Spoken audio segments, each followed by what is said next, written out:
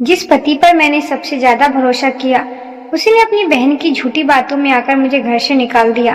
पूरे परिवार ने मुझे चोर और धोखेबाज समझ लिया। लेकिन कुछ महीनों बाद जब एक सीसीटीवी फुटेज ने असली गुनहगार का चेहरा सबके सामने ला दिया, तो मेरा पति अपने ही फैसले पर फूट फूट कर रो पड़ा। आखिर उस फुटेज में ऐसा क्या था जिसने पूरे परिवार की किस्मत बदल दी? मेरा नाम पूजा है। लोग कहते हैं कि शादी दो लोगों का नहीं, दो परिवार का रिश्ता होता है। मैंने भी यही सोचकर आदित्य का हाथ थामा था। शादी के बाद मुझे लगा था भगवान ने मुझे एक अच्छा पति और अच्छा परिवार दिया है। आदित्य मेरा बहुत ख्याल रखता था। मेरे सास ससुर भी मुझे बेटी की तरह मानते थे। बस एक इंसान था जिसकी आंखों में मुझे कभी अपनापन नहीं दिखा। आदित्य की छोटी बहन नेहा। शादी के पहले दिन से ही उसे मेरा इस घर में आना पसंद नहीं था। वह हर छोटी बात पर ताना मारती, मेरी बनाई हुई चीजों में कमी निकालती और मौका मिलते ही आदित्य के कान भरने लगती।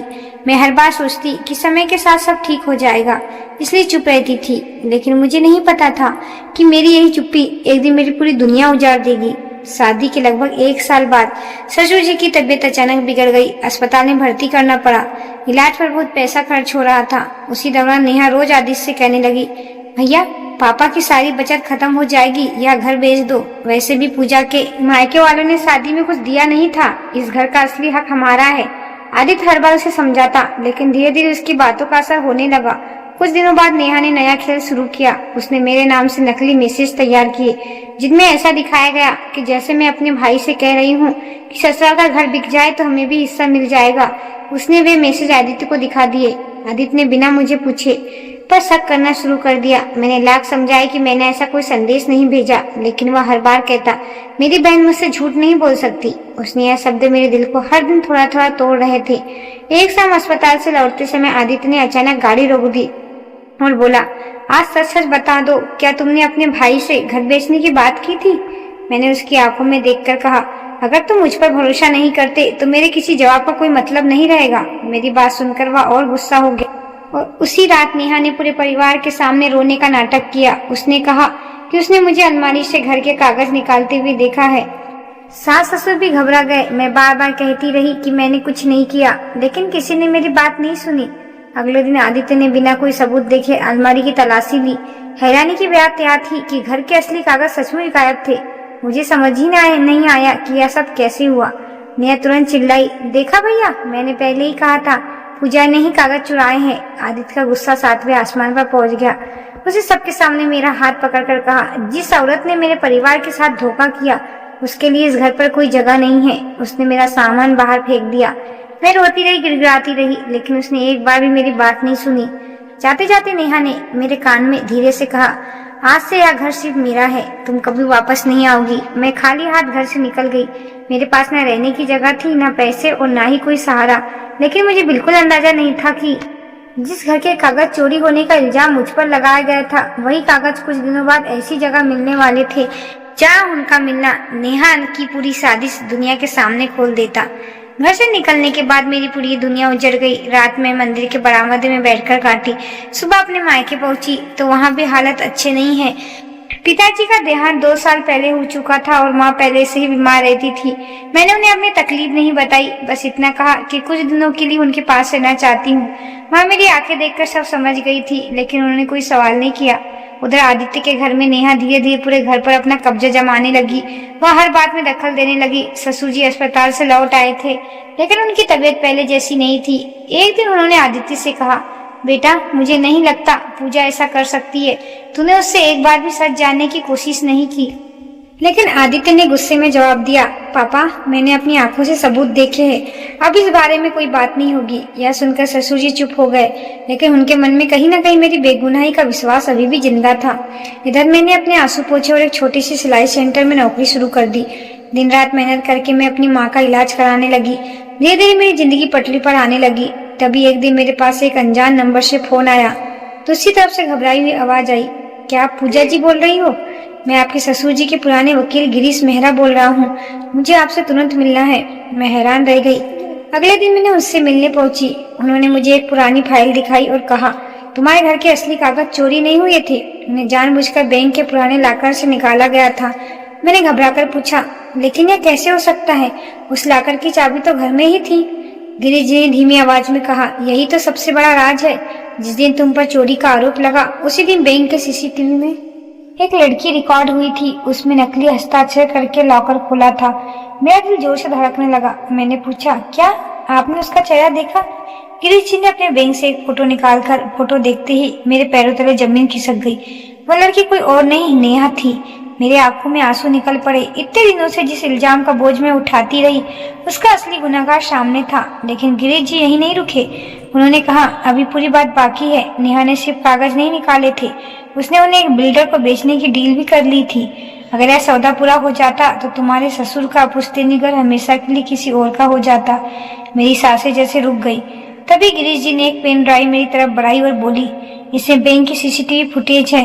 मैं यहाँ सीधे पुलिस को दे सकता था, लेकिन तुम्हारे ससुर चाहते थे कि पहले उनका बेटा अपनी आंखों से सच देखे।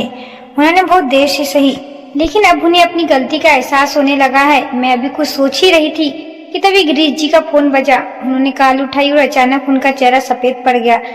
उन्होंने घबराकर मेरी तरफ देखा और बोला, पूजा, बहुत देर हो गई है। नेहा को पता चल गया है कि यह फुटेज हमारे पास है और वह इसे हर कीमत पर मिटाना चाहती है। गिरीश जी की बात सुनते ही मेरे हाथ से पेन ड्राइव लगभग गिर ही गई। उन्होंने तुरंत उसे वापस लेकर अपनी जेब में रख लिया और बोले, जब तक यह सबूत सुरक्षित है, सच जिंदा है। हम दोनों जल्दी से उनके ऑफिस से बाहर निकले, लेकिन बाहर आते ही हमें एहसास हो गया कि कोई हमारी हर गतिविधि पर नजर रख रहा है। थोड़ी दूर एक काली कार खड़ी थी। जैसे ही गिरीश जी ने अपनी कार स्टार्ट की, वह कार भी हमारे पीछे चलने लगी। उन्होंने धीमी आवाज में कहा, पूजा, अगर मेरे साथ कुछ भी हो जाए तो यह पेन ड्राइव सीधे पुलिस तक पहुंचा देना। मेरे मन में डर बढ़ता जा रहा था। 6 किलोमीटर आगे पहुंचते ही पीछे वाली कार ने हमारी गाड़ी को टक्कर मारने की कोशिश की। गिरीश जी ने किसी तरह कार संभाली और सीधे नजदीकी पुलिस चौकी के सामने गाड़ी रोक दी। पुलिस को देखकर दूसरी कार तेजी से भाग गई। मैं कांप रही थी। पहली बार मुझे एहसास हुआ कि यह सिर्फ घर की लड़ाई नहीं रही, बल्कि सच को दबाने की साजिश बन चुकी है। उसी शाम गिरीश जी ने आदित्य को फोन करके कहा कि अगर वह सच जानना चाहता है तो अगले दिन पुराने पारिवारिक बंगले में अकेला आए। उधर घर में नेहा बेचैन हो चुकी थी। उसे समझ आ गया था कि उसका राज अब ज्यादा दिनों तक छिप नहीं सकेगा। उसने आदित्य से कहा, भैया, गिरीश अंकल और पूजा मिलकर तुम्हें बेवकूफ बना रहे हैं। अगर तुम वहाँ गए तो वे तुमसे जबरदस्ती कागजों पर साइन करवा लेंगे। लेकिन इस बार आदित्य के मन में पहली बार अपनी बहन की बात को लेकर शक पैदा हुआ। उसे अपने पिता की कई बात याद आ रही थी कि पूजा ऐसा नहीं कर सकती। अगले दिन आदित्य पुराने बंगले पहुंचा।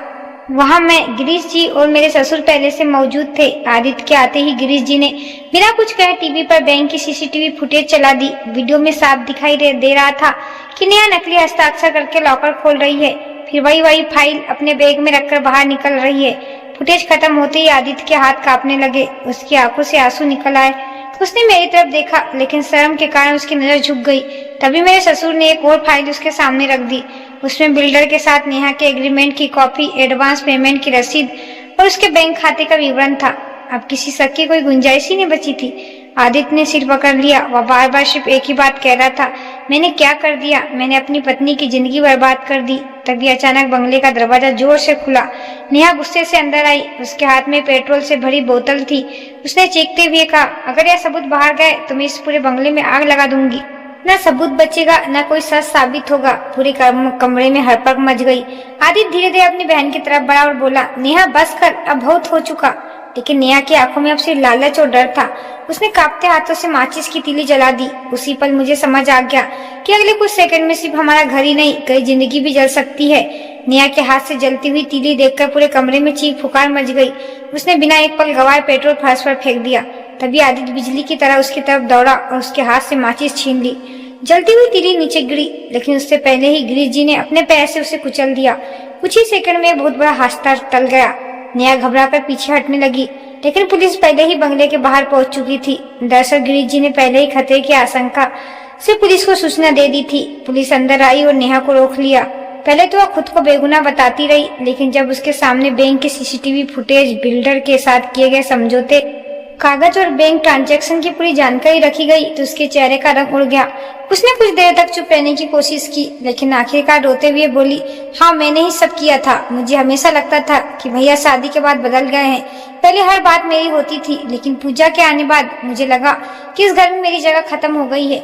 फिर जब बिल्डरों ने करोड़ रुपए देने का लालच दिया तो मैंने सोचा घर भी मेरा हो जाएगा और पैसा भी। इसलिए मैं नकली मैसेज बनाए, घर के कागज चुराए और सारी साजिश पूजा के सिर मढ़ दी। यह सुनते ही आदित्य वहीं जमीन पर बैठ गया। उसकी आंखों से लगातार आंसू बह रहे थे। उसने मेरी तरफ देखा और कहा, पूजा, मैंने तुम्हें कभी समझने की कोशिश ही नहीं की। मैंने हर बार बहन की बात को सच माना और तुम्हारे भरोसों को कुचल दिया। जिस दिन मैंने तुम्हें घर से निकाला उसी दिन मैंने अपना घर भी उजाड़ दिया था। मेरे ससुर की आंखों में भी आंसू थे। उन्होंने मेरा हाथ पकड़कर कहा, बेटी, हम भी तुझे नहीं समझे। अगर उस दिन हम तेरे साथ खड़े होते तो आज यह दिन नहीं देखना पड़ता। मैंने कुछ नहीं कहा। 7 महीने का अपमान, अकेलापन और दर्द मेरी आंखों के सामने घूम रहा था। तभी पुलिस ने नेहा को गिरफ्तार कर लिया। जाते जाते उसने पहली बार मेरी तरफ देखा और रोते हुए कहा, भाभी, मुझे माफ कर दीजिए। मेरे लालच ने मेरा ही परिवार बर्बाद कर दिया। मैं उसे देखती रही लेकिन मेरे पास कोई जवाब नहीं था। उसके जाने के बाद आदित्य मेरे सामने घुटनों के बल बैठ गया। उसने कहा, अगर तुम चाहो तो मैं सारी उम्र तुम्हारी माफी का इंतजार करूंगा, लेकिन एक मौका दे दो ताकि मैं साबित कर सकूं कि मैं वही इंसान नहीं हूँ जिसने तुम्हें घर के से निकाला था। मैंने उसकी तरफ देखा और शांत आवाज में कहा, माफ करना आसान है लेकिन टूटा हुआ विश्वास जोड़ने में बहुत समय लगता है। मैं भी तुम्हारे साथ वापस नहीं जाऊंगी। पहले तुम्हें अपने किए हुए हर अन्याय का सामना करना होगा। मेरी बात सुनकर आदित्य ने सिर झुका लिया। उसे समझ आ गया कि सिर्फ आंसू बहाने से रिश्ते नहीं बचते, लेकिन उसे यह नहीं पता था कि कुछ महीनों बाद किस्मत ऐसा मोड़ लेने वाली थी जहां उसे मुझे वापस पाने की उम्मीद भी नहीं रहेगी और वहीं से हमारी जिंदगी का सबसे बड़ा फैसला होने वाला था। नेहा की गिरफ्तारी के बाद पूरा शहर इस मामले की चर्चा करने लगा। अखबार में खबर छपी, एक बहन के लालच ने अपने ही भाई का घर बर्बाद कर दिया। कुछ महीनों तक मैं अपनी माँ के साथ उसी छोटे से घर में रही और सिलाई का काम करती रही, लेकिन अब मेरी मेहनत रंग लाने लगी। मैंने महिलाओं के लिए एक छोटा सा सिलाई प्रशिक्षण केंद्र शुरू किया।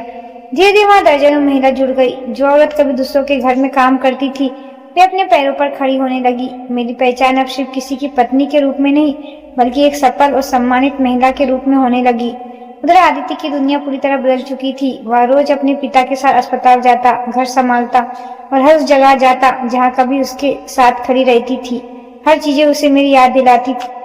एक दिन उसने मेरी माँ से मिलने की अनुमति मांगी। मेरी माँ ने कहा, गलती करने वाला बुरा नहीं होता, लेकिन जो गलती मानकर भी खुद को नहीं बदलता वही सबसे बड़ा दोषी होता है। अगर सच में बदल गए हो तो यह बात अपने व्यवहार से साबित करो। आदित्य ने कोई जवाब नहीं दिया। उसने सिर्फ सिर झुका लिया। कुछ ही दिनों बाद अदालत ने नेहा को धोखाधड़ी, जालसाजी और संपत्ति हड़पने की साजिश के मामले में सजा सुना दी। फैसला सुनाते हुए जज ने कहा, किसी भी परिवार की सबसे बड़ी ताकत विश्वास होता है। जिस दिन विश्वास टूटता है उसी दिन परिवार टूट जाता है। उस फैसले के बाद आदित्य सीधे मेरे प्रशिक्षण केंद्र पहुंचा। वह उसने देखा कि जिन महिलाओं को समाज कभी कमजोर समझता था वे आज अपने हुनर से दूसरों की मदद कर रही है। उसने चुपचाप पूरा केंद्र देखा और फिर मेरे सामने आकर बोला, पूजा, मैं तुम्हें वापस लेने नहीं आया हूँ। मैं सिर्फ इतना कहना चाहता हूँ कि आज मुझे समझ आया कि घर दीवारों से नहीं विश्वास से बनता है। मैंने अपना घर खुद अपने हाथों से तोड़ा है। अगर तुम कभी वापस नहीं आना चाहो तब भी मैं तुम्हारे फैसले का सम्मान करूंगा। उसकी बात सुनकर मैंने पहली बार उसके चेहरे में वही इंसान देखा जिसने मैंने कभी प्यार किया था। मैंने उससे कहा, आदित्य, मैं तुम्हें माफ बहुत पहले कर चुकी हूँ, लेकिन मैंने अपनी पहचान बहुत मुश्किल से बनाई है। मैं उसे खोना नहीं चाहती। अगर हम फिर कभी साथ चलेंगे तो बराबरी के रिश्ते में, जहाँ किसी तीसरे की बात हमारे भरोसे से बड़ी नहीं होगी। आदित्य की आंखों में उम्मीद लौट आई। उसने कहा, मैं वादा करता हूँ अब किसी की बात नहीं, सिर्फ सच और तुम्हारा विश्वास मेरे फैसला तय करेगा। लगभग 1 साल बाद हमने किसी बड़े समारोह के बिना सिर्फ अपने परिवार और कुछ करीबी लोगों की मौजूदगी में फिर से एक नई शुरुआत की। इस बार मैंने उसी घर में बहू बनकर नहीं बल्कि सम्मान के साथ कदम रखा। ससुर जी ने घर की चाबी मेरे हाथ में देते हुए कहा, बेटी, यह घर हमेशा से तेरा था। गलती हमारी थी जिसने तुझे पराया समझ लिया। मेरी आंखों से आंसू बह निकले। मैंने चाबी वापस उनके हाथ में रखते हुए कहा, मुझे इस घर की नहीं, इस घर के भरोसे की जरूरत थी। आज वह मुझे वापस मिल गया। उस दिन मुझे एहसास हुआ कि किस्मत हमेशा हमें वही नहीं देती जो हम चाहते हैं, लेकिन अगर इंसान सच्चाई और आत्मसम्मान नहीं छोड़ता तो एक दिन किस्मत उससे वह सब वापस जरूर मिलवाती है जो उसे छीन लिया गया है। मेरी जीत अपने पति को वापस पाने में नहीं बल्कि अपने सम्मान को वापस पाने में थी, और जब सम्मान लौट आया तब रिश्ते भी पहले से ज्यादा मजबूत होकर लौट आते हैं। तो दोस्तों, आपको यह कहानी कैसी लगी कमेंट बॉक्स में जरूर बताएं। अगर अच्छी लगी हो तो शेयर, लाइक, सब्सक्राइब जरूर करें। धन्यवाद।